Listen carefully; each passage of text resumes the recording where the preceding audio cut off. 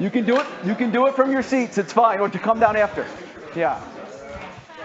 Come on. We start promptly. Clock's ticking, I'm told. I'm starting.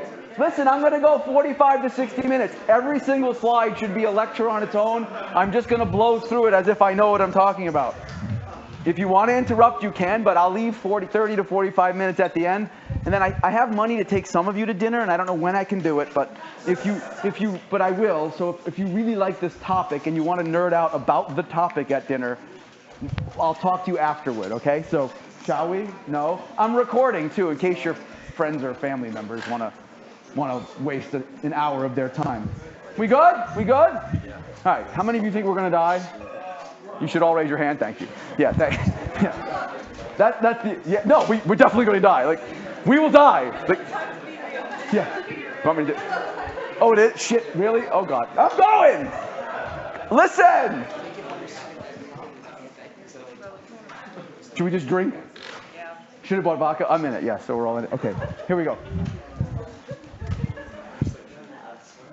The longer you wait, the longer we'll stay. No. Okay, listen, I'm going to tell you what I see every day in my inbox. I'm going to tell you what I see from my students every single day. I'm going to tell you what I see in my Twitter and my TikTok and my Facebook and everything else. I've never seen anyone tell me they're not terrified of climate change. And my little son's in a junior in high school, and he gets it all the time too. So just so you know, I'm not making it up. If you look at Google Ngrams, right? So when climate change started being a thing, there was a little bit of research on it. We called it climate change, not much catastrophe. Something changed starting in 2005, and you can see the increase in the use of the actual term climate catastrophe. Today's talk is going to be addressing the word catastrophe. Not change, catastrophe, okay? So if you want to yell at me for climate change, that's perfectly fine. Am I making it up? Well, there's a great... By the way, I put this slide together 2 days ago. It's now been updated and changed again because we don't quite know what the catastrophe is. But there's a whole Wikipedia site telling you that because of what we're doing right now, and in fact, we've already passed this, guys, so you know, we're living in the catastrophe right now. What's going to happen is human civilization is going to collapse, and human extinction is actually possible. That's what I'm being told. Because we're warming the planet, we are going to go extinct. So I'm not making it up. I'm not editing this page. This is what experts are telling me. And look at the bottom. 200 scholarly medical journals say there's an emergency call for action. So again, I'm not making this up. This is what you're telling me. We won't be able to grow crops, even though we can grow them on Mars right now. Right? We won't. Severe weather events are going to kill us. Temperatures, all that stuff. Keep going. If you actually understand the word catastrophe, that word was chosen carefully. You could have said emergency even, which is not a catastrophe. You could have said really bad thing. You could have said very costly. You could have said any number of things. But they choose the word catastrophe. And what does that mean? A momentous tragic event ranging from extreme misfortune to utter overthrow or ruin. There's nothing soft about this word. Let's be clear what they're talking about. You're going to die because of climate change, and your kids are going to die because of climate change, and you shouldn't have kids because of climate change. That's what they're telling you. Vox obviously is saying it all the time. The New York Times can't help themselves either. If you just look at just last month, climate change is feeding towards catastrophe, even though that very article proves to you that it's not a catastrophe. They figured out a way to take a positive article and tell you should be miserable. So happy Halloween, everybody. This was me in Ithaca 2 days ago trying to find a book on birds, and in the middle of the bird section, there you go. Only this is, there we go. United Nations is telling you it's a catastrophe. There's only 7 years left before we're doomed. Like, I'm not kidding. It's doomed. If we don't fix it in 7 years, why are you guys going to school? Similarly, one of my students sent this to me. I need to get clocked because I'm a denier. Do you know a climate denier who's needs to get clocked? We have a climate clock that says how much time we have left before the world's going to end. Before we make decisions that mean the world's going to end. So I hope you understand that I'm not making it up. I'm not conjuring up evil spirits in my head. You're telling me it's a catastrophe. So what I'm going to do in this presentation is use the science that you're saying is going to be catastrophe to tell you what it actually says. I'm not going to challenge anything. I'm not going to make up my own stuff. I'm going to use what you're telling me and try to tell you if you think it's a catastrophe. And again, if you start asking people, well, I wish we could have discussion now, but we can't. Right? How do you think climate's going to kill you? How are we actually going to die? You start saying, well, maybe this will happen, or but that might happen. So, you know, that's an AI-generated butts and cans with my favorite bird. But if you go to ChatGPT and you tell it, go through the IPCC reports and tell me exactly how climate change is going to kill you, even the chat can't help but do the butts and cans. I know you do it. So, floods and extreme weather can maybe do it. Rising sea levels can maybe do it. Possibly can. Hard to pinpoint. Can. There's not a single piece of paper anywhere that says this is how you will die. It's all in your imagination. Okay? And the problem when it's in your imaginations, it causes all kinds of anxiety. And this new paper in Climatic Changes came out saying the less you know about climate, the more anxiety you have. So I think it's our task as educators to start telling you how this stuff actually works and not scaring you. Now, I can tell you ghosts exist, but it's not my job to make you scared of ghosts. You've been told ghosts are really scary. Some of you think they're fun.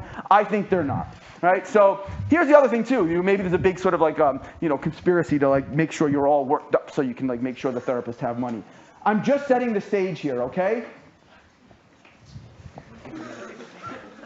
I mean it. If you actually read any of the stuff that they use to tell you you're going to die, you can't come to any other conclusion except we're not.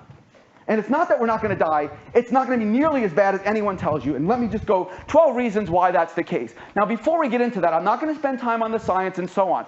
But nobody, serious, this talk is not, you want to call me a denier, absolutely have a great time doing it. When you hear the term climate consensus, that word has everything to do with these things. It is getting warmer. We did it. CO2 is a greenhouse gas. Methane is a greenhouse gas. No one denies that except wackadoodle Republican who's in Congress right now. But outside of that guy, nobody is denying that at all. The problem, of course, is that we're not adapted to any climate. If we had climate cooling for a degree or 2 or 3, if we had climate change warmer, 2, 3, 4, any change from where we are will by definition be costly because you optimize yourself to the situation around you. So any change would be costly. You can write a climate change is going to hurt you paper no matter what happens to weather, if it gets better, worse, no matter what. So where does the catastrophe come from? Just so you know, CO2 hasn't doubled yet. I'm not going to talk about it. And we've only warmed by about 1 degree since the beginning of industrial civilization. And that's not going to cause problems. The consensus is on human-caused warming, not on crisis. There's absolutely no consensus in any community, certainly not the scientific community, that it's going to be bad. Nowhere. And I don't know why we've convinced ourselves of that. So I'm just going to sort of remind you, you've been told otherwise for your whole life. So I am actually going to remind you that climate's very complex. I'm not going to deny the models. I'm not going to say anything's wrong with any of the models. And people can debate that till the cows come home. I'm going to say, let me just assume everything they've done is true and just take it as fact, okay? And we're going to say, what do those things actually imply? So I wanted to just kind of set some expectations, calibrate a little bit, and let you sort of think for yourself about whether you really believe it.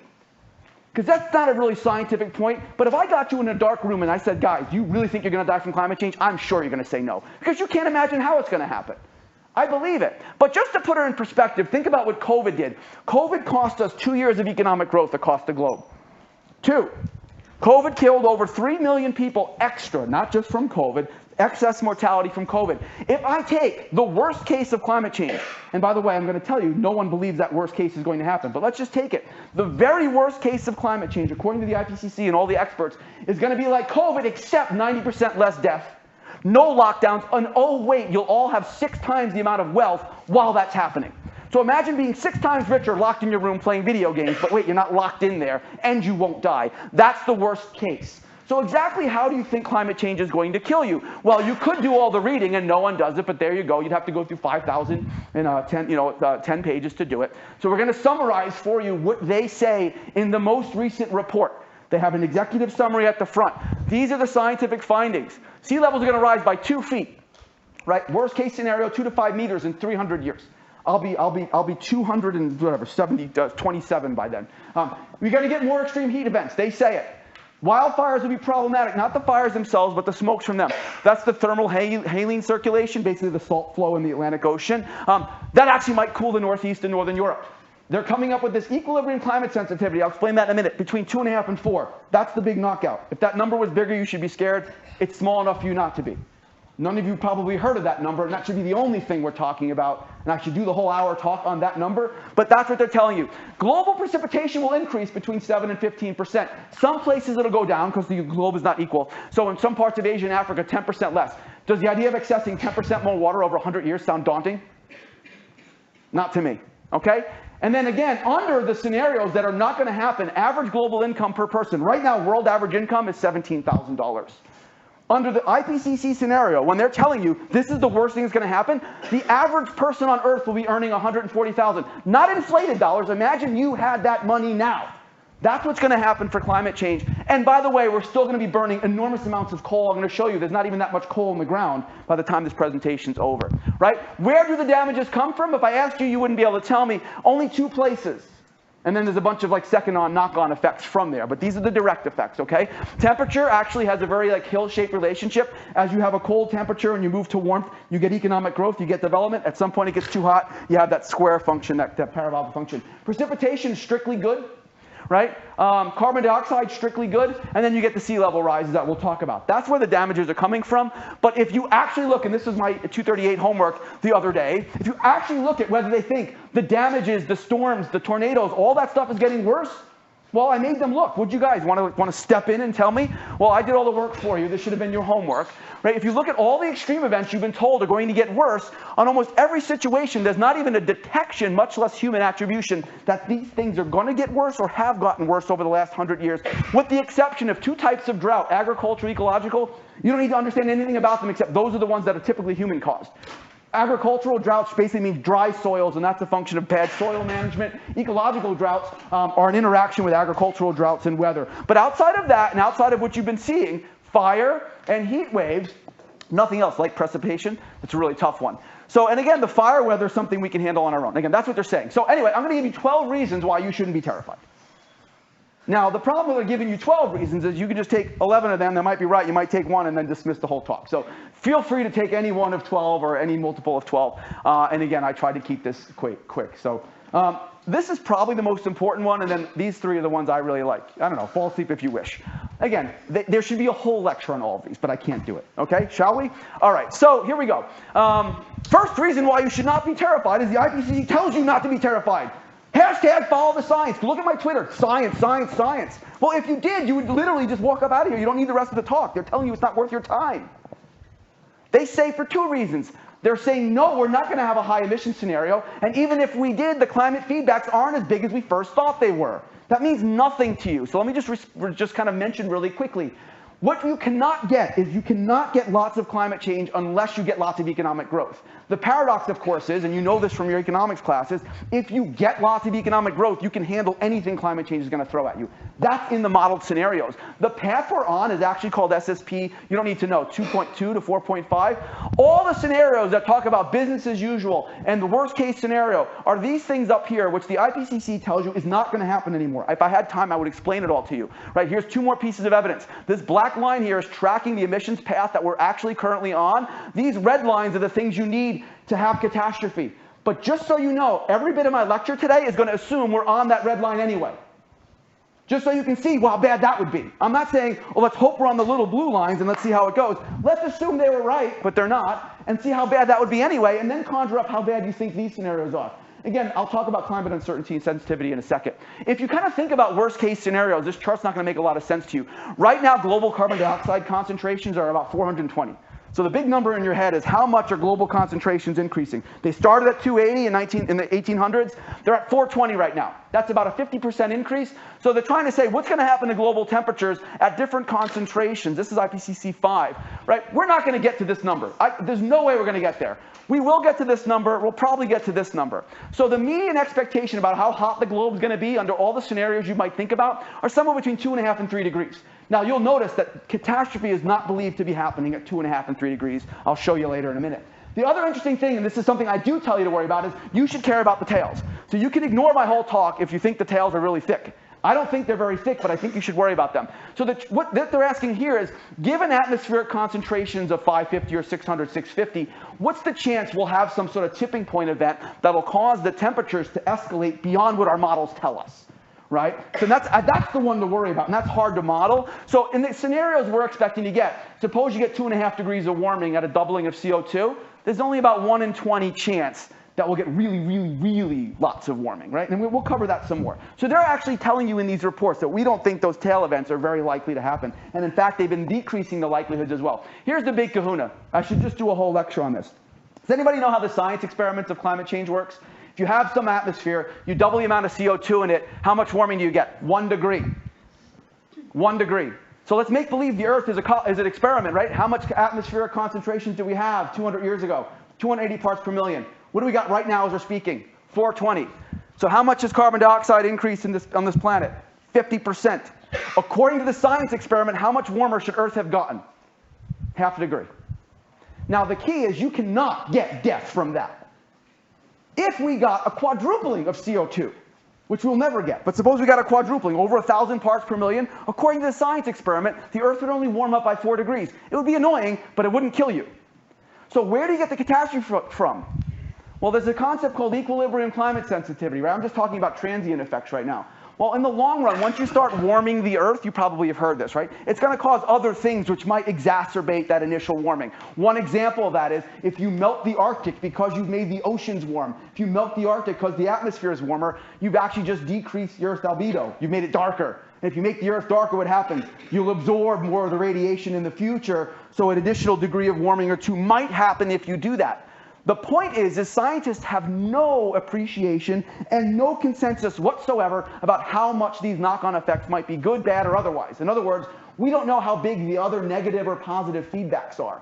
So what we do is we estimate it. We try to say, well, if the equilibrium sensitivity is 2 or 3 or 4, then this much warming will result in that much future warming. And all I want to tell you is right now, if you run the experiment, because again, hashtag follow the science. What is science? Experiments. Well, since 1780, we've increased carbon dioxide by 50%. How much have temperatures gone up? About 1.1 degree. So if you assume we're in a planetary equilibrium right now, which we're not, but assume we were, the equilibrium climate sensitivity is about 2. So for every 1 degree of warming, the planet gives you an extra degree. That can't kill you. If that were true, the IPCC would fold up its tent and it'd be done.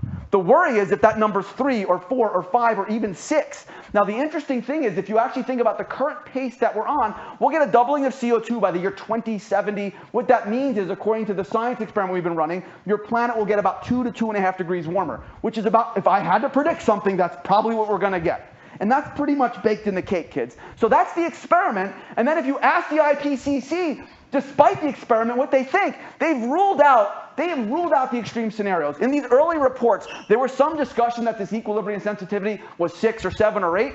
But if you look recently, they've put the low numbers out of business. They say it's more than 2, so they say 2.5. But they've lopped off the top, right? They say the worst case scenario is 4. If the ECS happens to be between 2.5 and 4, there's no catastrophe. That's what they're telling you. That's not what I'm telling you. I pulled it right out of the reports. So extreme values are much less likely. Okay? If you actually read the UN framework on climate change, the IPCC, and peer-reviewed research, they all agree on current policies the world is tracking well below these charts I showed you. They're saying that the world's actually tracking right about here. Okay? But again, you've never been told that.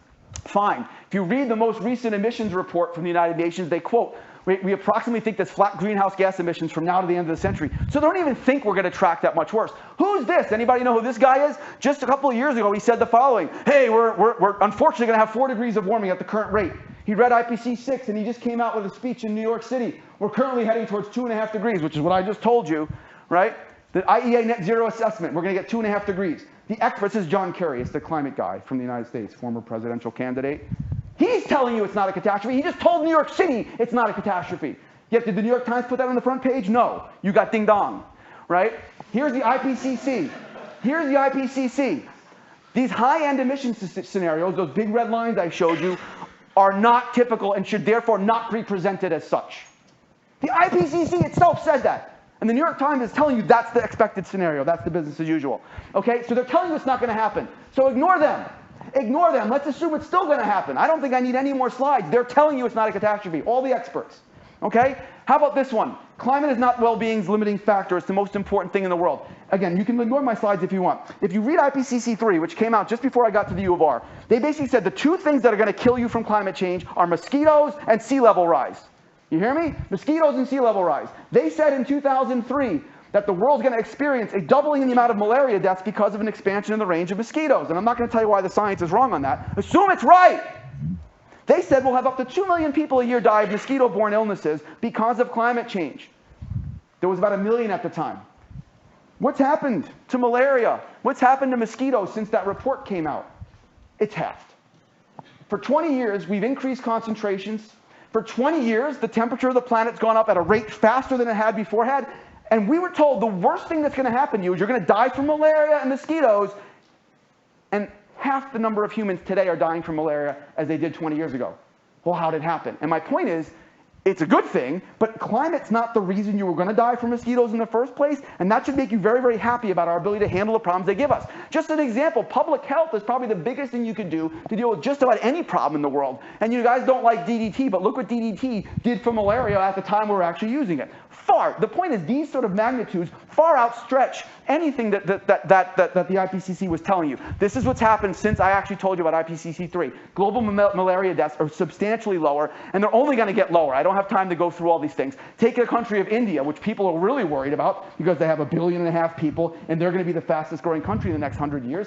And as the planet has gotten hot, as their cities have gotten crowded, as air pollution's gotten worse in cities like Delhi, they've basically eradicated malaria. Not from GMO mosquitoes, not from any wackadoodle science, not from bed nets, but from better sanitation and from people in the cities basically telling you to turn your trash cans upside down so water isn't sitting on them. Right? It's very simple management tools that can help you avoid the worst thing. And if you go to IPC6, the word malaria barely shows up anymore. They don't even say, sorry, you got that wrong. So the thing that was worst, the biggest reason to be scared in 2003 doesn't even show up in the current report. The second thing that you should be worried about is by the way, just ignore all this wonderful stuff that's happening as you're sitting here. The second bad thing is sea level rise are going to kill you. So how does sea level rise happen because of climate change? You might say, well, these two things. And it has, right? The oceans expand when they get hotter, water gets bigger, and the glaciers melt. But this is actually good news. Sea levels rise for other reasons. And as long as sea levels rise for other reasons, I don't give any shits about climate change making them go up. You have all the tools to make them go down, not just two. You think the only way to stop the seas from rising is stopping the glaciers from melting. But if we're making them rise for other things, you deal with that. So let's just see what's happened. I'm not making this. This is coming out of IPCC 6. Our predictions, our worst case scenario is that the sea levels are going to rise at double the historical rate, which again, I'm not going to question, but it's questionable. They're just assuming it's going to be double the historical rate. It's been about 1.8 centimeters per decade before this. Okay? So by the end of 100 years, the seas are going to be higher about maybe a meter, but the median estimate there is about 20 inches. 20 inches, kids. I can actually jump 20 inches. That's it. And that's about my, yeah, I know. I was preparing that. I really practiced that, right? But what else is going on? We have two alternatives. Let's slow industrial civilization and cool the globe in an effort to stop the seas from rising. Or, I don't know, price groundwater, make reservoirs, and mine the glaciers and fix it that way. And here's a good thought experiment for you. If we're going to get 3.6 centimeters of sea level rise every decade, again, you can try to stop the glaciers from dumping that into the water, or you can find 3.6 centimeters somewhere else. Happily for you, it's easy to find them.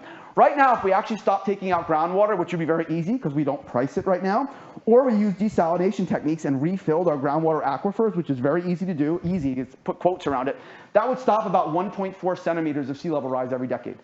Just from not taking your aquifers. Anybody from the Midwest, Ogallala, you probably heard about it. Just stop dumping the water out of that. Second thing you can do is quadruple global reservoir capacity. Now, you think that's batshit, but all the guys talking about net zero and want to have a fully green economy 30 years from now, they're making assumptions that we're going to increase global reservoir capacity by 600. So I'm saying let's just take a little of that, just a little. Let's quadruple it. Okay, which is not that hard, we can stop 2.4 centimeters. In other words, without doing anything for climate change itself, we can stop sea level rise in its tracks if we chose to. And that's not even the craziest idea. I'm just taking what they're telling me are the worst problems, and my point is, for every other problem, which is less bad, there are similar solutions on the table for you. You've never even thought about them, no one's told you about them. Right, what about this? I'll just go through this one quick.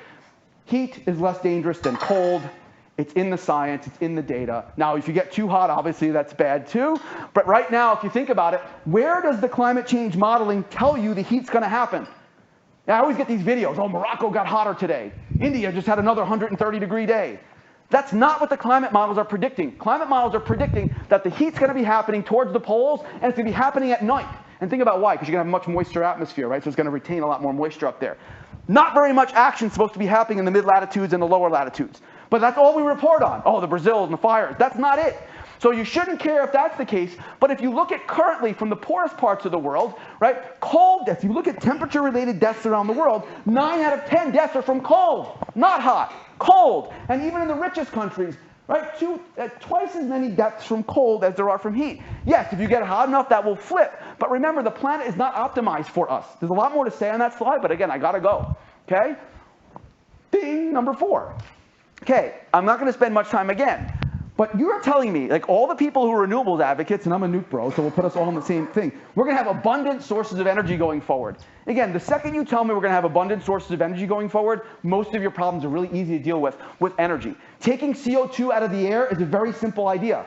The reason we don't do it right now is CO2 is only in the atmosphere at 400 parts per million. So you got to blow a lot of wind across the substrate to get it out of there. That requires energy. If you have abundant windmills everywhere, if you have cheap nuclear power, that becomes something that's just happening in the background the same way your server farms are being run right now. You wouldn't even know it. You literally would pull it out of the atmosphere. And you can do the same thing with the oceans.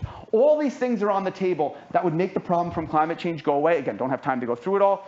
I want to get through the good stuff. You probably heard this version from me various other times, but I'll kind of try to illustrate for those of you who haven't been here. Right? So if you take a sustainability class, or you think about sustainability, there's an assumption, this is not a model, by the way, it's an assumption that more people, more wealth, more technology equals bad for the planet. If you look at the research, there's actually no research showing that. It actually all says the opposite. No place with increased population suffers. They get richer, they get better, they get cleaner. No place with better wealth gets dirtier, and no place with better technology gets data. The relationship's precisely the opposite. And my point is we're going to have a lot more resource lack to deal with our problems. In other words, the richer you get, at some point you start chopping down your forest so you can heat. At some point you have enough money so you start spending extra resources on environmental protection. And one of the things they're going to argue is most of the world is here, or here. Very little of the world is left on that spot. And if you think the world's going to get richer, we're only going to be in a place where more people want to spend money. What's really interesting, there's no single what we call Kuznets curve for any pollutant. If you look at the income level of different countries and when they start actually cleaning up their environment, we've already passed that for most countries, right? SO2, fecal coliform, they peak at 7,000, deforestation 8,000, okay? This was the picture of the George Washington Bridge on a regular sunny day when I was a kid in New York City. It's not my picture, okay? But here's the deal. I worked hard on this one, right? So here's the deal, right? You cannot get climate change without serious economic growth. The models don't do it. You can't. You either have 6 times or 10 times the rate of growth over the next 100 years. You can't get it. But the reality is human beings, richer is greener. So there's no scenario where we get climate change and we're poor. You either get a lot of climate change and you're really rich, or you avoid all the climate change entirely and we stay poor, but there's not a scenario where we're really, really, really, really hot and we don't have the resources to deal with it. It's not in the cards, it's not in the models. Again, you can ignore it if you like. Now, as this is all happening, there's various indices that basically show you over time, as this planet's heating, more resources are becoming available, not less. I'll just give you a sketch of all of them. Think of all the minerals that our lives depend upon, not just minerals, all kinds of commodities. This chart's telling you that this red is telling you these things are cheaper, and this purple is telling you they're very, very abundant, right? There's not a single material we've used over the last 40 years that is very important. We're talking bananas, iron, beef, crude oil, all this stuff is becoming more, not less. Right? And our wealth in the past, the richer we started to get 150, 200 years ago, that's enabled us to get rid of the most serious problems then. We got rid of smallpox. We got rid of dysentery in wealthy nations. Right? Is that unsustainable? No. Right? And that's only going to happen.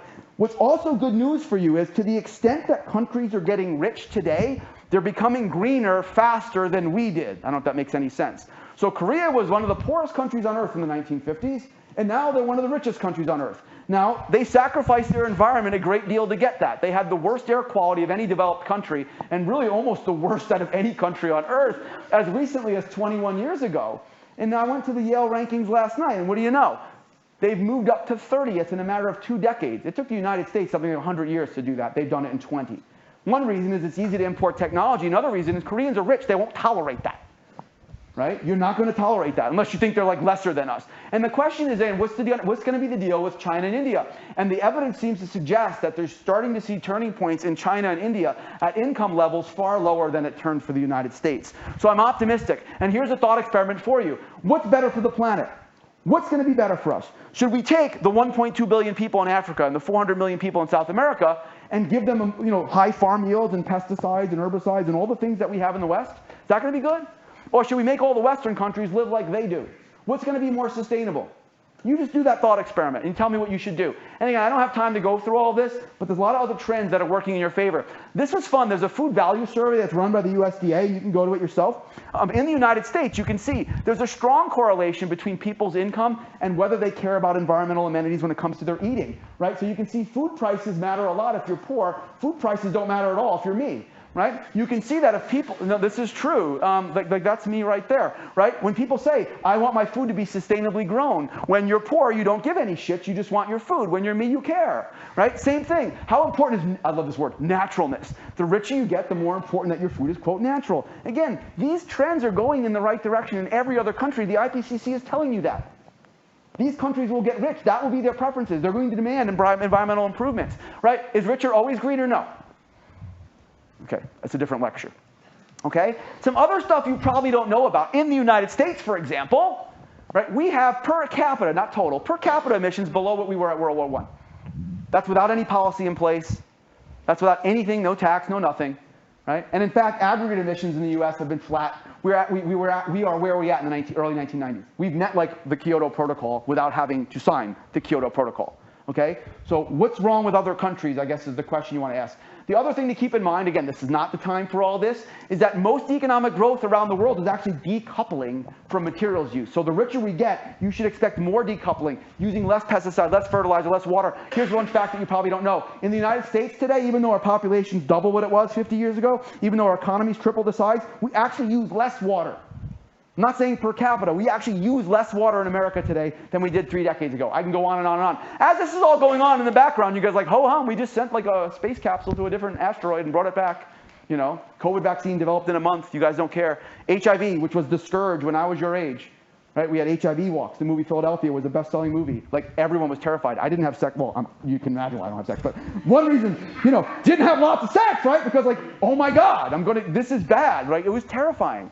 Right? And in Australia, they basically got rid of it. And around the world, if you see what's happened, right, you'd be pretty impressed. Okay, I don't have time for all that. Next thing, we're halfway there. Right? We have lifeboats already.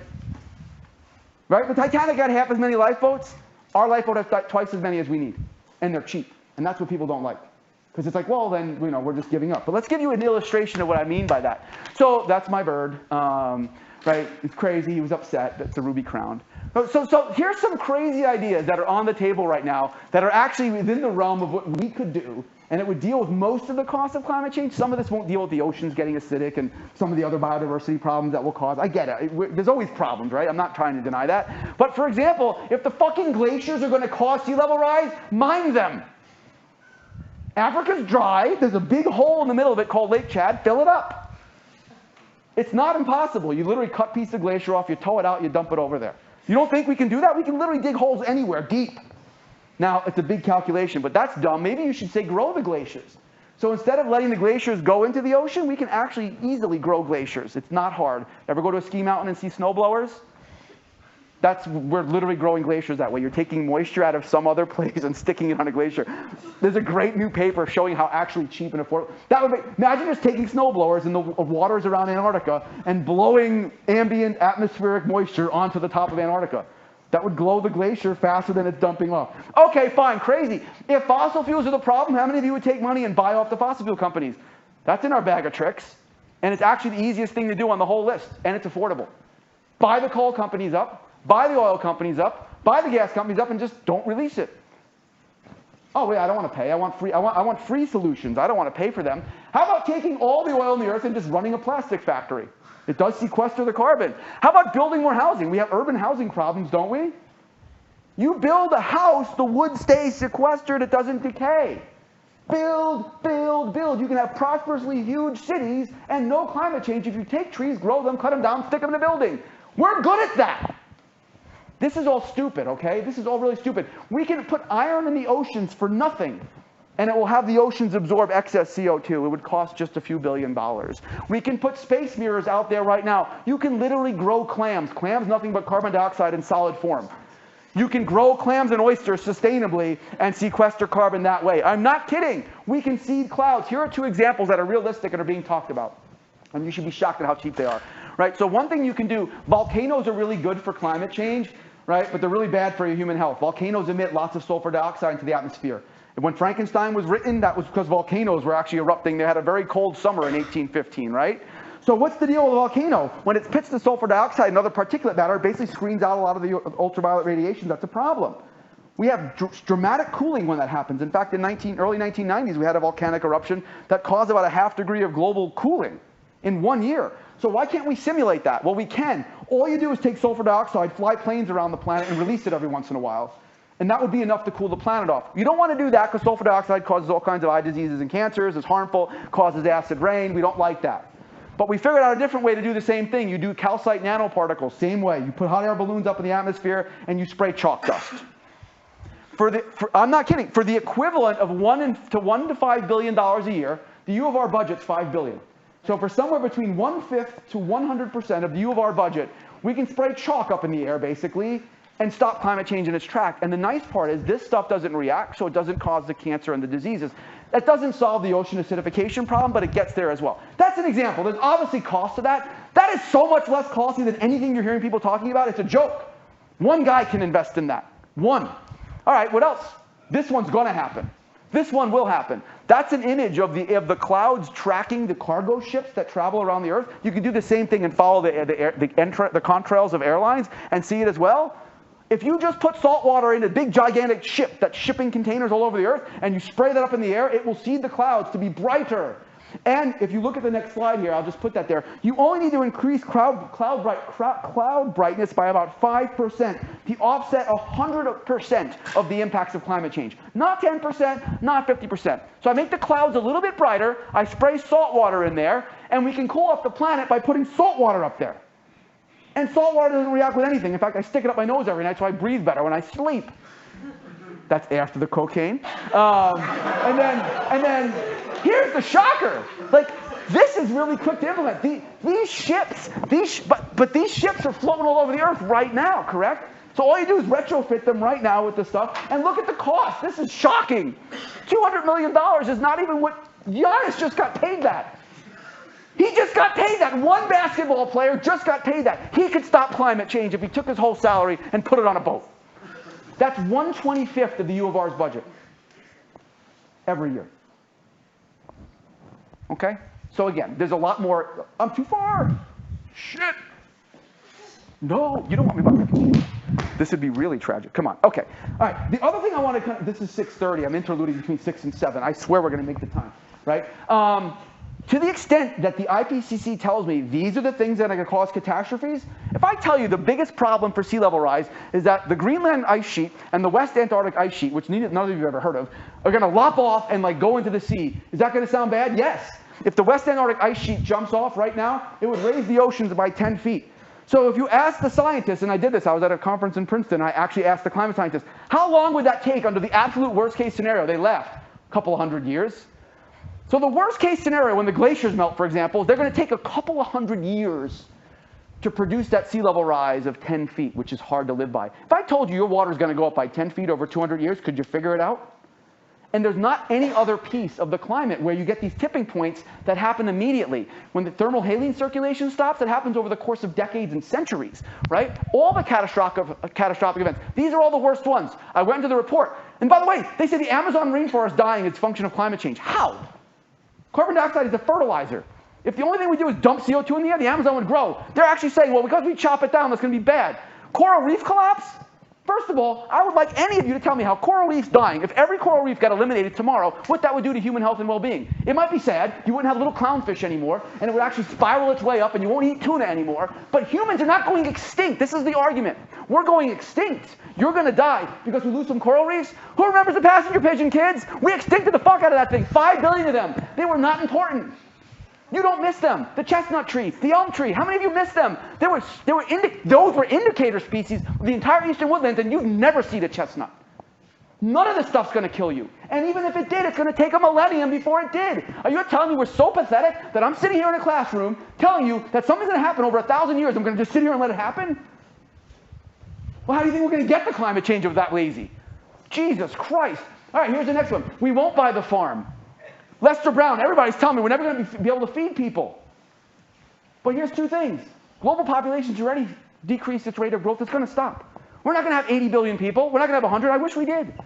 We're not even going to get 12. The worst case scenarios in the IPCC report are predicting populations of 12 billion. If you look right now, we're going to get 9, maybe 10.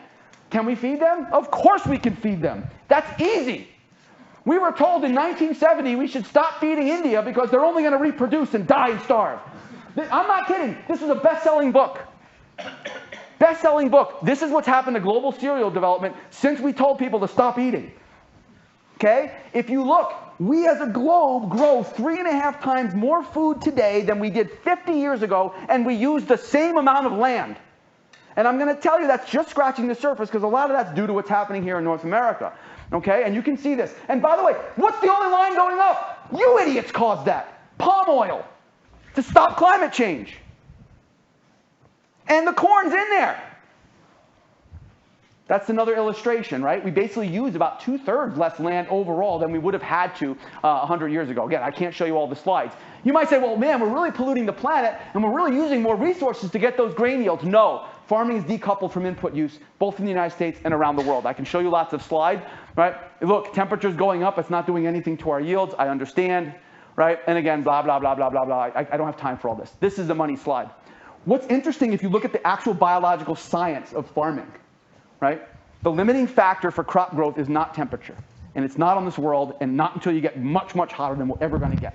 And by the way, we'll just develop new strains of crops or move to places that are cooler. But ignore that. I'm just saying it's going to happen. If you look around the world, biologists have estimated what's the potential yield of crops across the globe based on income. And this is actually correlated with whether a country's in a hot zone versus a cool zone. And what do you see? Whether you're in Mozambique, which is very, very hot and very, very poor, or you're in Germany, which is cool and very rich, your potential to yield calories is the same.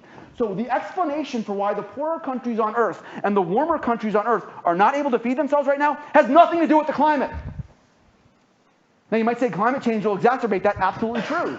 But right now the reason they're not able to grow more calories has everything to do with economics and not the climate, okay? So that's a very optimistic take. I have to skip through this. This is just proving that we're not using more resources to do all this stuff. I have to skip through that. But here's the point, and this is the money point.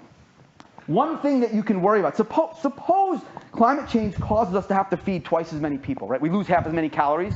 My point is the amount of current global inefficiency in the ag sector is way bigger than that.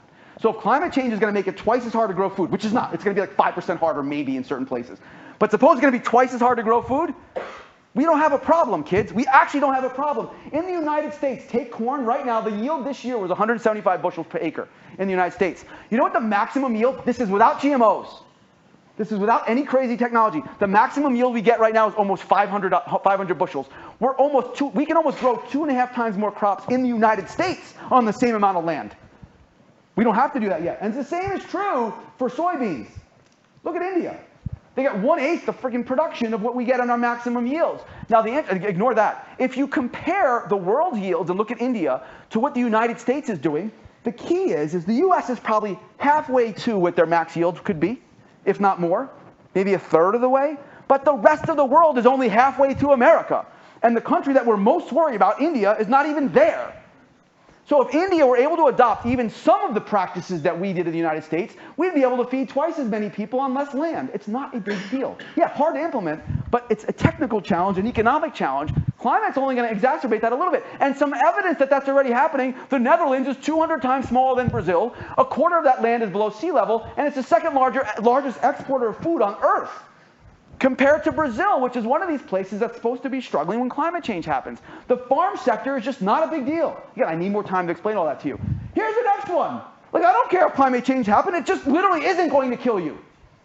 You tell me how. It's not going to kill you. It ain't so bad. Sorry. This is the United States. So if you look at the this is actually numbers. This is in thousands. These are the number of people that die on average per year in those decades from natural disasters in the United States. And I cut it off at 1940 because if you go earlier, my trend looks way better. So I tried to make it as ugly as I could, right? Well, what happened? Are there more people dying in storms today? No. In fact, if you take trends, I'm not even going to say it's less. It's in the noise. You don't see any upward trend in people in America dying from storms, but storms are getting worse. Fires are getting worse. Weather's getting hot. Yeah, all that shit's true. Maybe. I'm not denying any of it. I'm just accepting all your premises. It's not hurting us. And not only that, the population's almost triple what it was today. So the probability that an American's going to die in a storm today is about 1/3 of what it was in the 1940s. And in the United States, that's a smaller trend than elsewhere. But what's fascinating, and some of you have seen that, is that's happening even as you're going where the danger is. No one stays in Rochester. This place sucks, according to you. And that's why I got a house for $187,000. I'm not dying in a tornado. I'm not dying in a hurricane. I'm not dying in a flood. And I definitely ain't dying in a heat wave. This summer, it was cool. It was the only cool city in this country. It was right here. And all you assholes keep going to the coasts.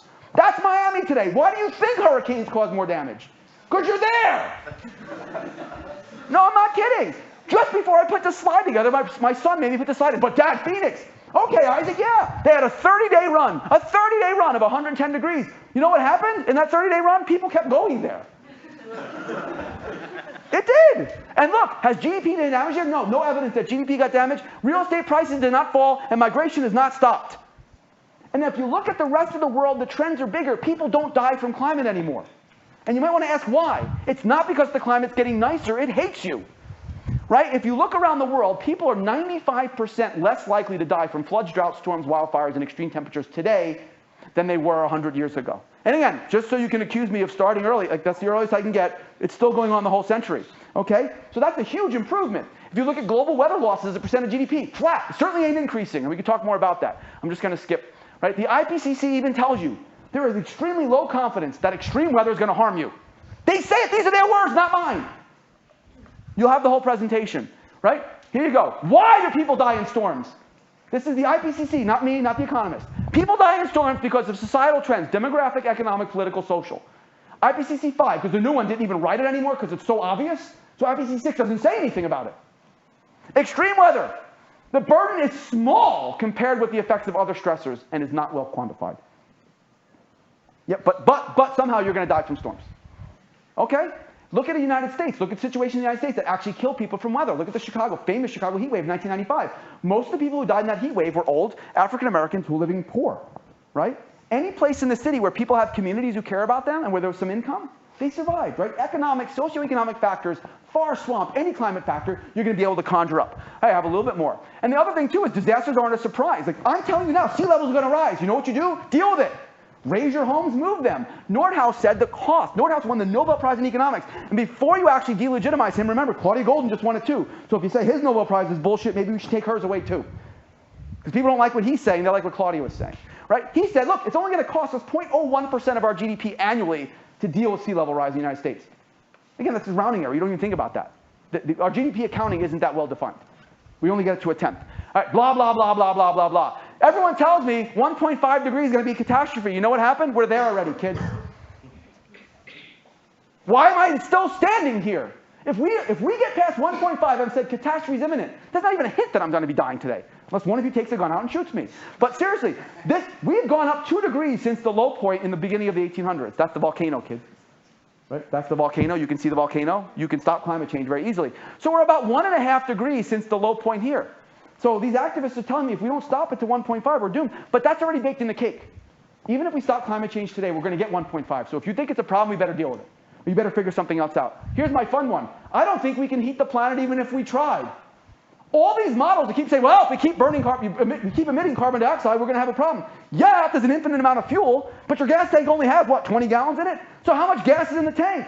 They tell me, these guys were responsible for running the simulations in IPCC 6. We can have 500 years of CO2 emissions, a cumulative 20,000 gigatons of CO2. But when you actually look at resources that are available on the Earth, this BentTrack website tells me that in the entire Earth, there's only 2.8 gigatons. 2.8 thousand gigatons of CO2.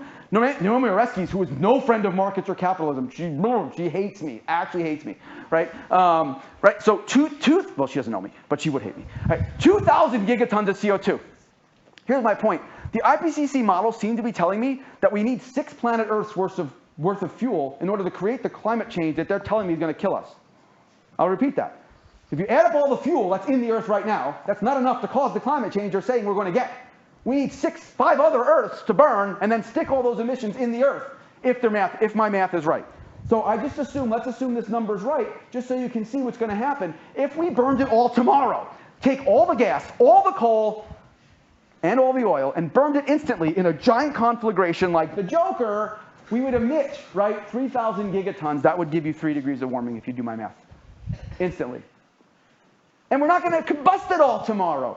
Now, when I actually go to my own estimates and I figure out how much coal and oil and gas is around, I get way bigger numbers than they do, so I don't trust them. I think there's much more fossil fuel than they say, so when I do my math, I get way bigger numbers. This gas number I don't trust. So you could get scary there, but I don't think there's enough fuel in the Earth to cause climate change. And in fact, the International Energy Agency also doesn't think so. This came out last week.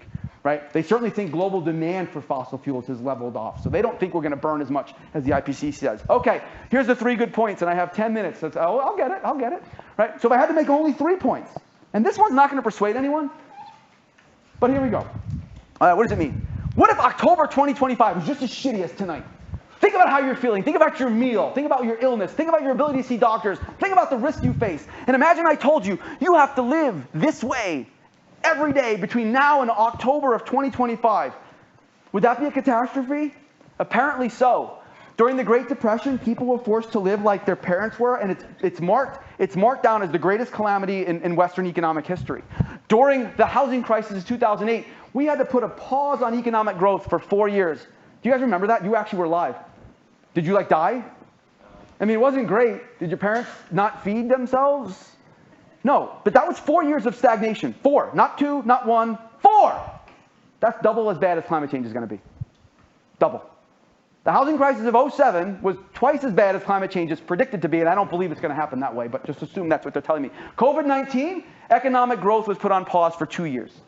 And it was intolerable for you because you got stuck in your computers, right? If you look at the IPCC's report, this is what they say. There's not a single climate scenario, not any one, where all these things don't happen. Life expectancy rises in every one of them. Poverty falls in all of them. Hunger falls in all of them. And incomes go up in all of them.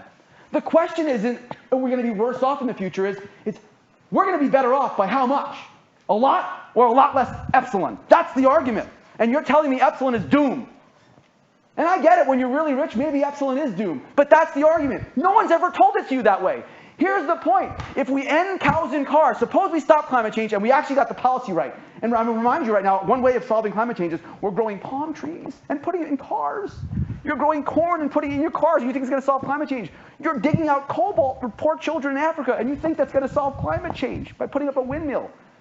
That won't. But assume that does. If you do it right, this is what the IPCC says. World average income, which today is 17,000, will be 84,000 in the year 2100. And in the United States, Americans will average 300,000. According to the IPCC, not me.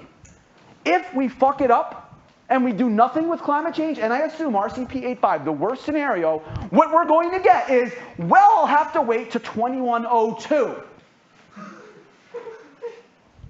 Laugh all you want. And that's at low growth rates. If you look at the growth rate, I'm going to just ignore this. I'm going to come back to that slide in a minute. This is what that picture looks like. So the blue line is how economic growth will go without climate change, and the orange line is what they say it's going to look like with climate change. You'll basically get there about a year to 2 years earlier without climate change happening versus with climate change happening. And if you want to just compare that, world average income last time I checked was 18,000. 2.6 annual growth rates. So climate change will be made up in a year and a half of growth if the future is like it was for the last 3 years. A year and a half of growth. The last point I'd make about economics is most of the costs of climate change are a one-shot deal. See, why was Thanos wrong? Thanos tried to be environmentally sensitive, and he snapped his fingers and he got rid of half the population. If you murder half the people, what have you not done? You haven't changed the birth rate. So in a few years, people have their babies again, right back to the same population, and before long, you won't even know he snapped his fingers. That's a change in just levels. No problem whatsoever. Most of the costs of climate change are one-time adjustments. There's very little economic research that says this bad thing that the climate's supposed to be doing is going to make it harder for you to be productive. What they say is, oh, you're going to have to adjust. You might have to move. You might have to build your building higher. You might have to grow different crops. You might have to learn new soil management techniques. You might have to be more resilient when a storm comes. But once you've done it, you're protected. You don't happen again. It's a one-time cost. Now, the big part of this is, and I think most of us haven't heard it this way, I'm going to skip forward. I have paper on this if you want to read it at some point.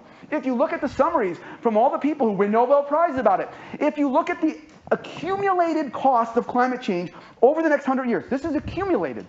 Right? 100 years from now, you might get losses of 19% or as high as gains as 12%. That's the data right now, right? Because some places will get richer, some places will get poorer. But if I go forward, and this is the way the models look, right? If you look at most models that the IPCC is using, right, the world's going to be maybe 3% poorer than it otherwise would have been without climate change. You know what world GDP is right now? About 100 trillion. You know what it's supposed to be 100 years from now?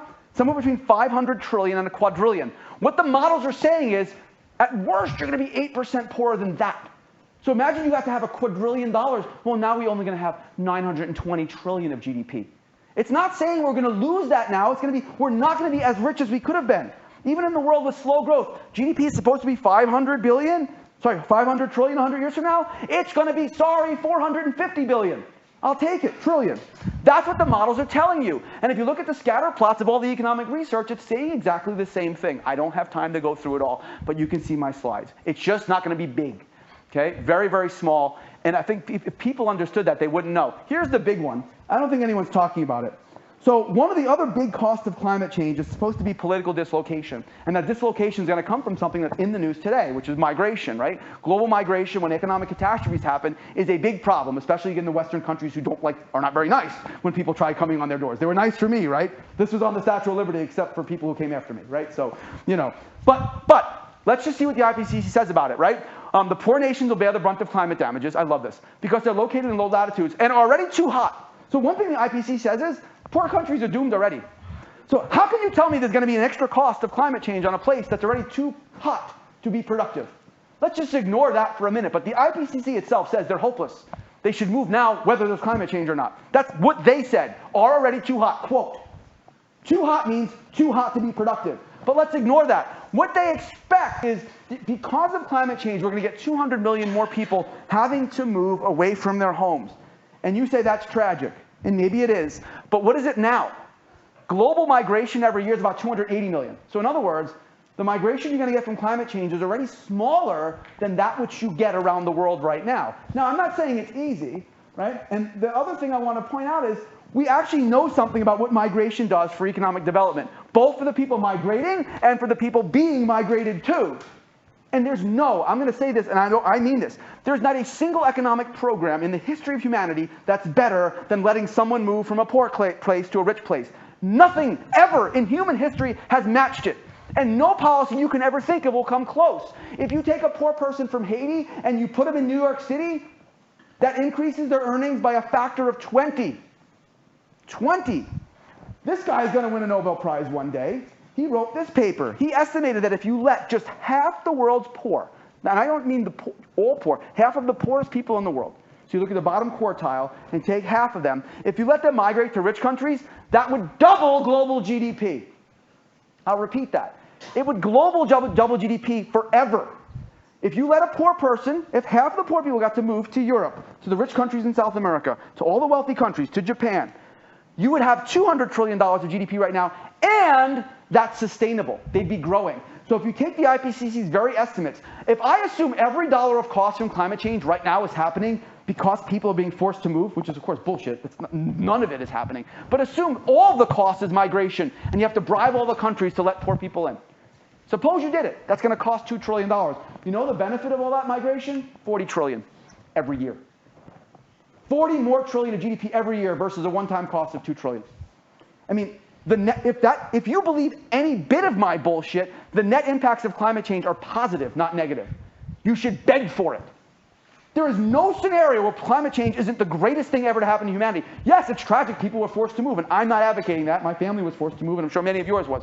But that's the actual impact of migration. No one's even talking about it. The worst case scenario that the IPCC is telling you is we're going to pause growth for 2 years. If people are forced to move, that's like adding 35 years of economic growth at 2% on top of whatever we would have gotten, and it would happen every year forever. No one's ever mentioned it to you. All right, but again, you want to play the game, I'll play the game their way. You said it's a catastrophe, end of human civilization, so show me the bodies. They can't, they don't exist. The worst case scenario is something that the SUNY Morrisville sports program doesn't give a shit about. They just put black AstroTurf on their football field. And when asked about it, well, it's only going to make the kids 2 or 3 degrees hotter. Well, that's exactly how much climate change you're getting. And if it's good enough for them, then it's all good enough for the rest of us. So there you go. There's your proof that universities don't take this crap seriously. But here's the deal. Right now, guys, this number means nothing. Right now, around the world, about 30,000 people die from natural disasters. Okay? Some years that'll go spike up to 200,000 if there's a bad one. Some years it'll get really low, 5, 6, 7,000. But on average, about 30,000. When you look at the reports about how many people climate change is supposed to kill, remember, ending human civilization. Can't grow crops. Can't move. Can't have economics, right? This is what's getting killed, 250. Not 250 million. You know how many people die every year on Earth? 60 million. 60 million people die. 280,000 people commit suicide in China every single year. Right? 100,000 people in the United States die from drug overdoses. And you're telling me climate change is going to kill 250. No, it's not to scoff at it. Of course it sucks. I don't want 250 to die. Rizzo, you should be one of them. Yeah, I can't wait. And then when I deserve it. And when you see how it's going to happen, the beauty of this, how is it going to happen from malnutrition, malaria, and diarrhea and heat stress? All things that we can handle.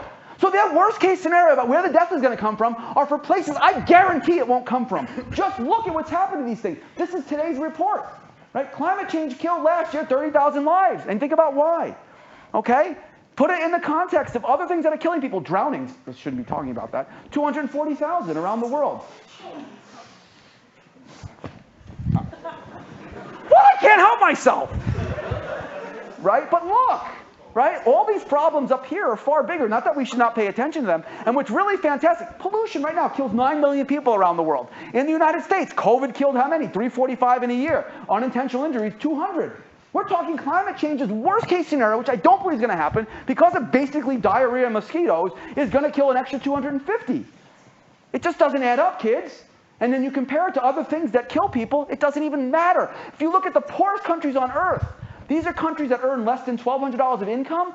What kills them now? Dirty air, dirty water, and mosquitoes. And if you look at their ability to actually handle those things, the dark dots are improvements if they're to the left. The dark dots are worse if they're to the right. Look at their ability to handle HIV and AIDS. Look at poor countries' ability to handle malaria and diarrhea. The amount of reduction in diarrhea death in poor countries alone in the last decade has been more than the extra death you're telling me climate change is going to cause. And these are places that are spectacularly poor. They're living on $4 a day. They're just not going to be a big deal. And I'm just going to skip through this. Here's another example, and I'm 2 minutes over. Right? Here's 2 more examples, and we'll be done. Right? So think about it. If you look at other things, if you understand high causal density, suppose climate change is going to kill 300,000 people. Is there a way to make people healthier for 300,000 people healthier? Sure! Feed them fruits and vegetables. Fruits and vegetables right now, if you don't have enough, it's killing 3 million people. If you literally fixed people's diets, you would save 10 times more lives than the worst case of climate change. Does that mean we shouldn't do anything about climate change? No, but it puts it in context about how serious the problem is. She's dead, kids. She's dead. You are not dying. There's no way. The burden of proof should be on you telling me it's a catastrophe. And you want to know why? Because there's an infinite number of catastrophes we have to protect ourselves from. Asteroids are going to hit this Earth. Biodiseases are going to go spreading around this planet. Nuclear war is imminent. Right? War is everywhere. And you're worrying about one of these other risks. And again, if you just think about what's going on, if I said to you, you get one lever to pull to solve pick any environmental problem you want. Pick any one. Eutrophication of oceans, dying sea turtles, right? The Libyan flood, all these things. Child abuse from climate change.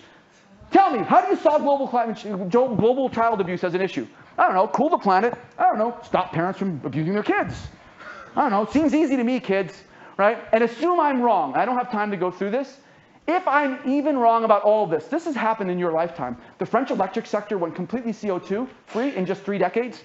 Nuclear power coal phased out entirely in Canada and Ontario in just less than a decade. Just less than a decade. Right? Suppose I'm wrong about everything. Right? We already built fucking indoor ski slopes in deserts. We live in outer space right now. We live right now across the planet over a wide degree of temperature variations. From Antarctica to the hottest places in Africa. That's over 100 degrees different. We live in mountains. We live in deserts. We live in lush rainforests and everywhere in between. Climate change is way in the noise of that stuff. Yeah, it's going to be costly. Of course, any change is costly. No place on Earth doesn't have enough water, and we have more abundant resources today than we've ever had. So what should you worry about? The doom scenarios, of course. But the IPCC ruled them out. Yes, I haven't talked about methane, water vapor, land use change, all the other stuff. We're focusing on CO2 now because it's very well understood. But am I full of shit? Yep. So a lot of these models stop at 2100. Oh yeah, the warming, what if something bad happens in 2200 or 2300 and we hit some tipping? I don't know. So I could be wrong there. The other thing I think you should care about in terms of me, I mean, again, the more resources climate change kills, or the more money we spend on climate change, it does make it harder to prevent these other things. And adding one more stressor to our already big shit stew of life, we don't need that. So I think a lot of the arguments against climate change are like, well, why do we need to do that when we don't have to, right? We have other things to worry about. I think another one too is, if you think about like our political and private reactions, I think that's more likely to kill us. Right? Our solutions to climate change are likely to be problematic, just like our not dealing with the debt ceiling and other things, right? And then what if your kids and grandkids actually care more about the climate than, say, I do? So, there's a lot of people who think I'm wrong, and the one thing that worries me about this talk is I don't know what I don't know about climate change. I just told you everything I know from reading it. And it doesn't look that bad for me, but the big nervous thing I have is I literally don't know what I haven't read, and I'm sure I'm missing something. So, all right, that's it. I hope it wasn't awful. I'll take questions if you want. I was still going to tell you. So if you gotta go, that's fine. I'm not going to be offended. 108 kids, get a picture with you and me in it, because that's going to be your homework this week. And then the rest, I'll just stick around and if you want. Fine.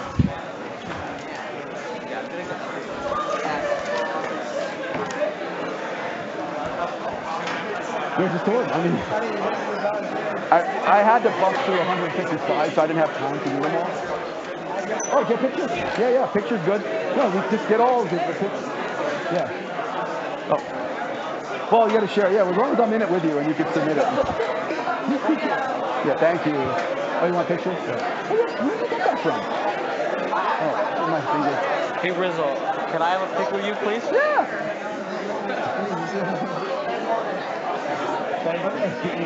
Yeah, how about this one? Your phone's broken. Yeah, sure. That's probably an easier way to do it. I probably should have got up front and had the whole class together. Thank you. Oh, wait. Oh, you're in. Oh, he's in. You got so fast. I love that. Yeah, it's even better. You want to get in? Yeah. Wait, where's I? Oh, you get in? Wait. Oh, he gets first. Okay.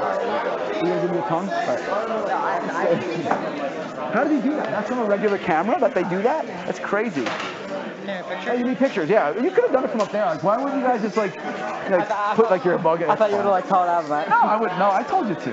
I know. I know that. With pictures. You get all in.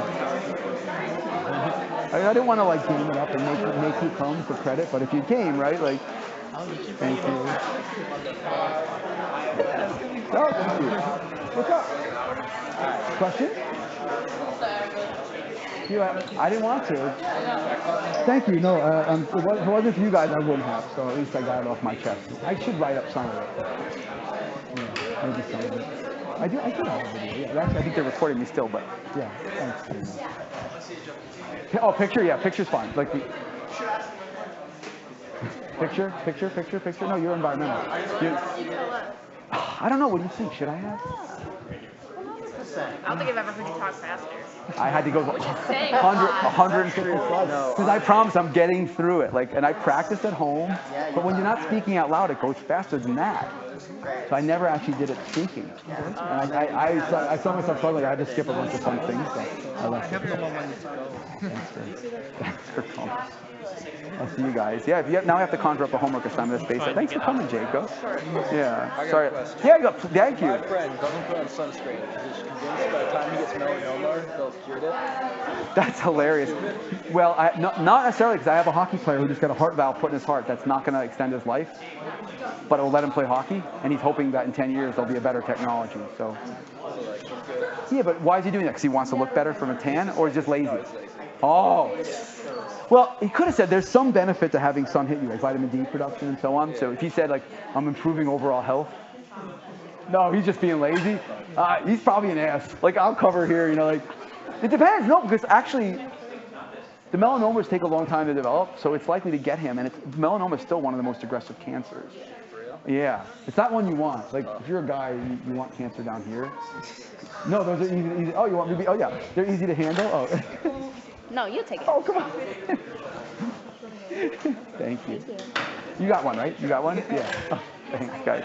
So I love your question. No comment. Thanks for getting this stuff. Yes. Oh, yeah. Sorry.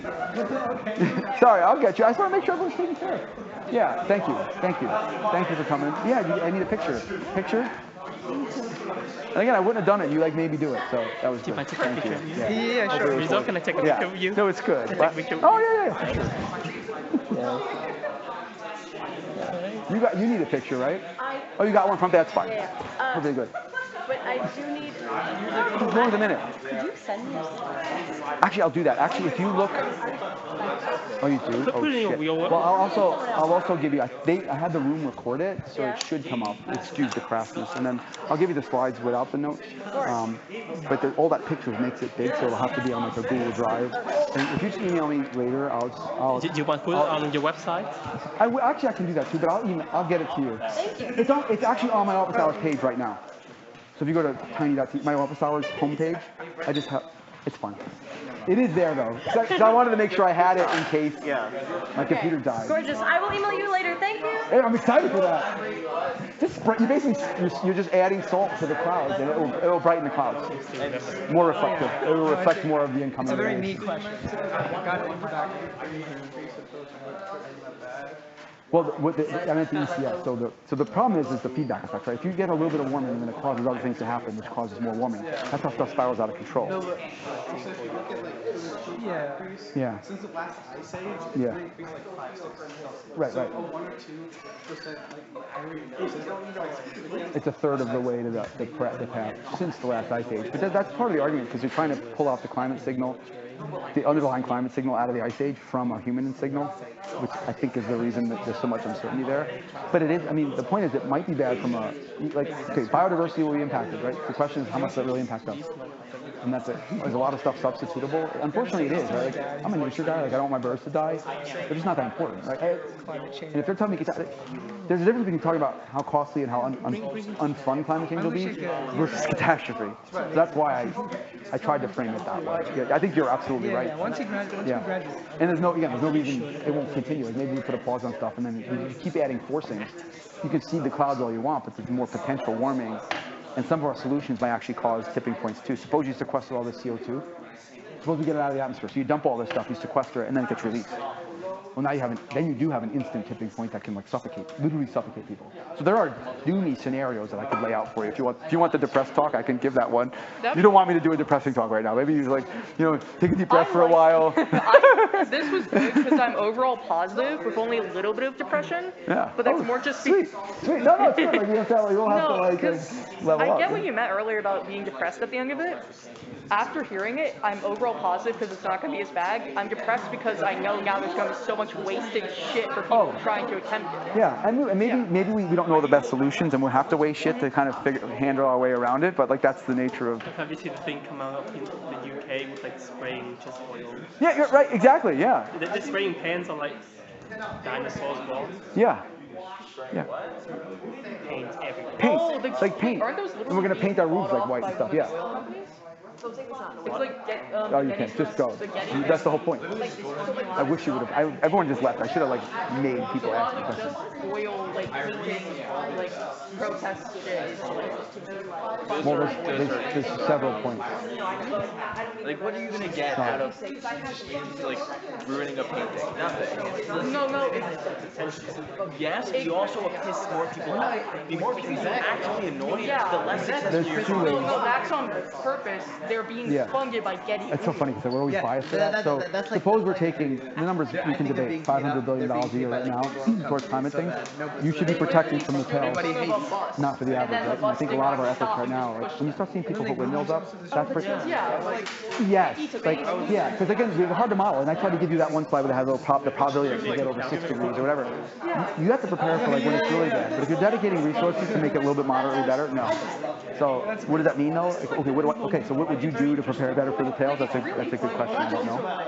I do actually, but that would be one lesson. I think the second lesson again is like, I think our ability to like be reasonable about any policy is a function of being honest about it. It's not going to kill you. Like again, like what? Like it's not good for it's not good for your health. It's literally not good for anyone's health to think this is going to kill you. Also, because it does diminish the things that are really. My point is that I think we're killing people by dealing with climate change the way we are. If 9 million people are dying from air pollution and we're worrying about like putting a windmill on the ocean, I'm sorry, like stop letting them cook over open fuel. Like that's killing way more people. And I don't think you can have both. I think our attention's limited.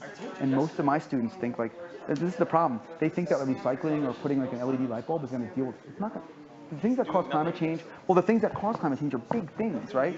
So the small policies that we're enacting at the margin won't matter. And the other thing I tried to put in this presentation that wasn't clear, a call to action that would do it. The U.S., unfortunately, even if we caused all the current warming, we're not going to cause the future warming, and we're not big enough emitters anymore for any of our future actions to stop climate change. It's all India, China, and developing countries. And again, that's the political tension. And the other lesson was and this I think this is germane, all the costs are going to fall for people. And no one in America wants to help them. We don't help our own poor people. And I want to make that very, very clear. So I don't know what the call to action is there, but That's the reality. But that's the reality. Yeah. That's a good question. But it's not necessarily misinformation, right? Like, again, like, you're not going to, who's reading 6,000 pages of an IPCC report between nobody, and that gets filtered through, and again, the IPCC needs to make you aware that it could be a problem, right? They do need to make you aware. That's their job, to put the risks out there, and then if you're trying to get an article, you point out the possible risk, and you know how the telephone game works, right? Like, it's in no one's interest to be like, oh, this is a possibly bad thing, but it's manageable along with all the other things. Like, that doesn't sell, really.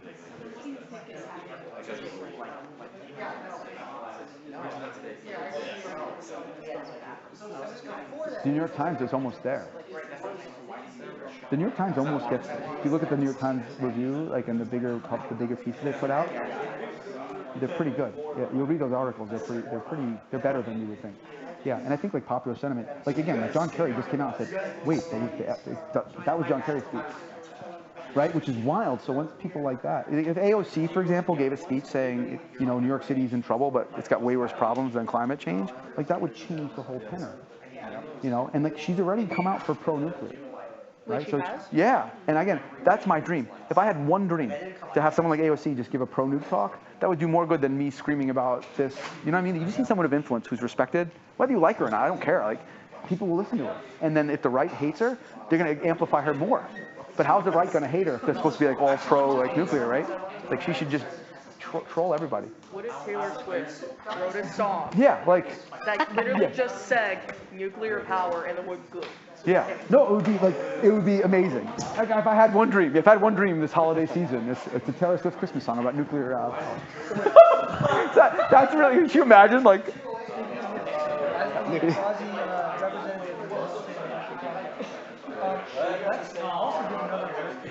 Yes. That'll cool the climate. That will cool the climate. Yeah, bye. Thanks for coming. So if you said all 1,300, 15,000, it would cool the planet. What about The shocker is we can't. We've actually modeled this. It can't kill us all. Even like all-out global nuclear war won't get us all. We got to try harder than that. population? No, you look. The physicists did all this work in the 80s, right, when we were really peak of the Cold War.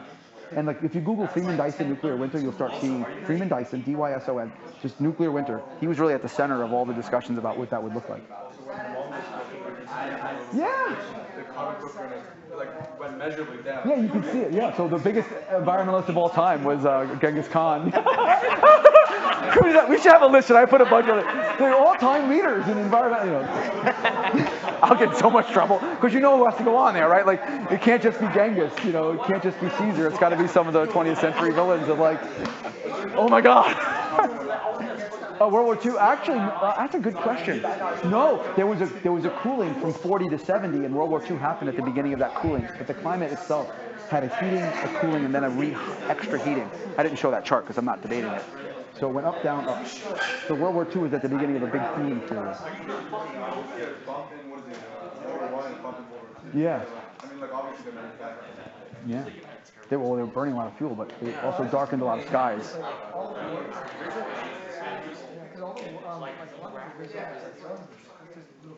Oh, so war is much more climate friendly. We're much more green in our war fighting today. It's lovely. But it's clean.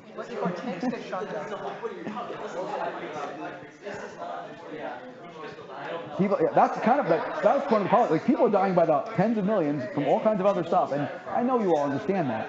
But like this isn't on that scale. See, here's the thing about modern warfare. Nothing has to do with modern technology. Yeah. Depleted uranium around. Right. All the technology. There's like no Yeah, right. It's all sensors, really. Right. That's crazy. Yeah, but that's all. There's much less material in the military. But even one thing I didn't show, like everything we do today requires less material. Our buildings have 1/3 the weight that they did 100 years ago per like square foot of footage. Because it's just that's your incentive if you're a builder. I mean, it sounds like you're cheaping out, but like it really is your incentive. It is, right? Use less material, and the whole economy's been that way. Yeah. Cool. Does that also make buildings safer because there's less actual physical safety? That's an interesting thing, right? Because like, in a car accident, you want to be in the heavy car if he's in a light car. But because that we have everyone. But too heavy is worse than too light. Yeah, we have everyone SUVs and pickup trucks. Like, oh, I'm seeing this. I'm just feeling Yeah, you're just increasing the momentum of every. Especially motorcyclists. The amount of videos. You're the one who wants to die. No, okay, the amount of Because they want to be safe. It's true. Not doing anything to their safety use. recently of like motorcyclists getting like knocked off the road by like. Like the top bumps it.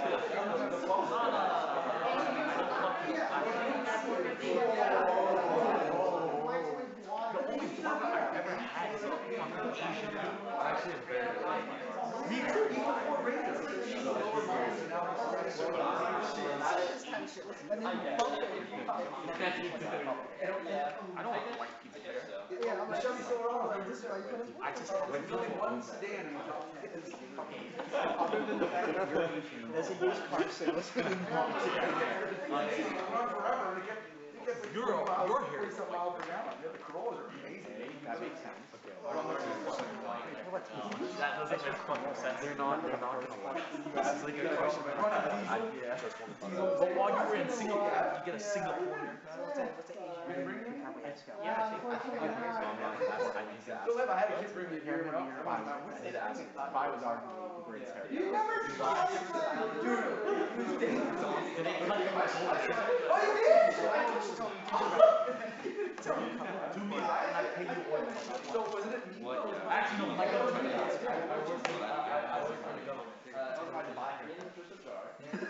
Yo, that's elite.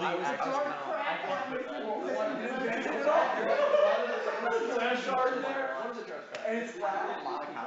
Like, a meat's delicious, done well, but it's toxic. Not good meat. What are you actually trying to do? But I thought you told me it was beer, so when I'm looking at it, I'm like, that doesn't look like beer. And so, Just say like two. because like I might go for it. I see. No, please. no, I will get carbonate. even if it's just honey, it's no other sugar. Yeah, that's a It's just wild. gonna be. Hey, you know what, Brendan? I trust you. I trust you, man. It's fun. There's no reason you should like.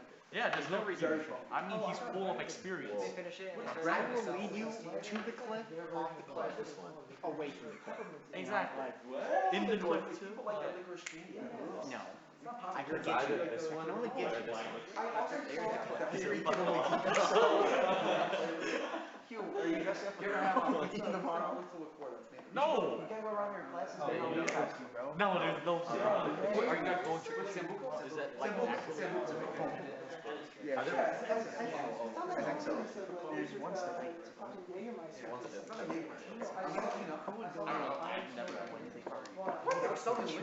These guys are way better. I don't. No, I'm not doing it. Bro, ask Rizzo out on a little date.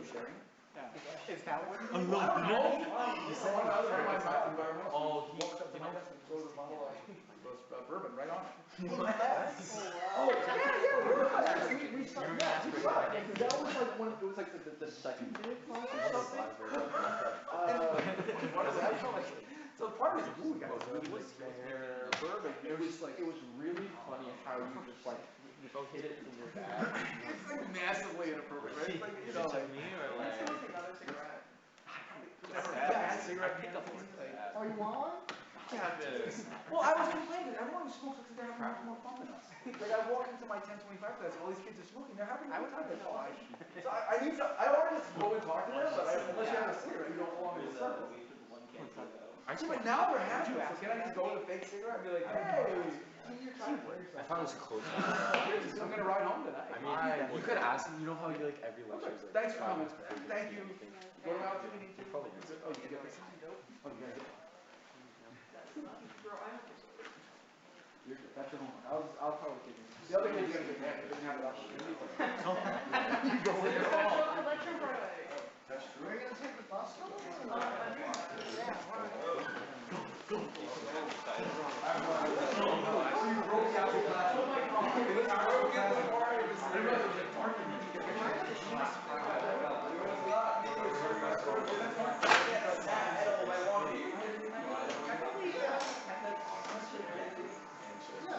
I have brought Yo-Yo to the juggling club.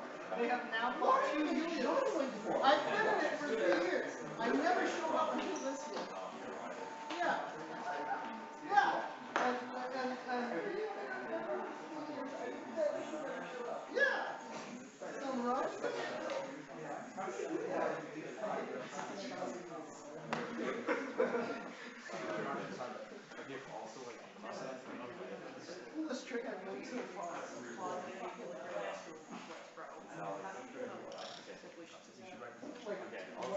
see what Think they about have. your language right now. You know what I mean? For personal like relationships. Dylan? I guess they take the more support they ask them to bring. Oh! What about Joe Flacco? He was like, sorry, bro. Sorry, bro. He's really jerking. You gotta know tomorrow's a new day, bro. You gotta see it. Yeah. Every day needs it.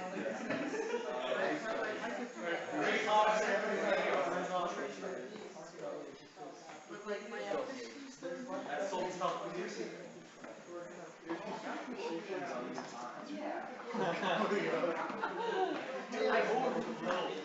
So I just assumed it was. Thanks for coming, guys.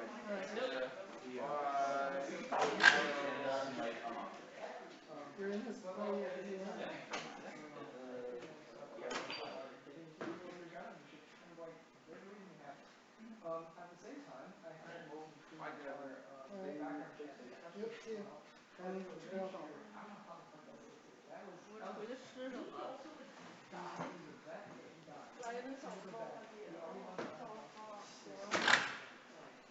Something that was not like. On the other hand, New York City wants to implement background checks for purchasing. New York State wants to implement background checks for purchasing a 3D printer. Well, Yes, they had a thing where they proposed we're gonna make everyone has required background checks to buy a 3D printer because ghost guns. And requiring background checks say, hey, you can print a ghost gun, and two, like the 3D printers make it look nice. You're doing literally nothing, and three, how are you gonna stop people from bringing a 3D printer across state lines? Worse than California's gun laws. It's like, I don't think they've passed it yet, but like it was proposed. And like, what? Well, it's really cheap because like the parts you need to make a gun are like fabricated. You like people, Yeah. like They're not 3D printed. No, even no, it's gonna. yes and no. Like think about like Shinzo Abe when he was president, like he'd like fly around those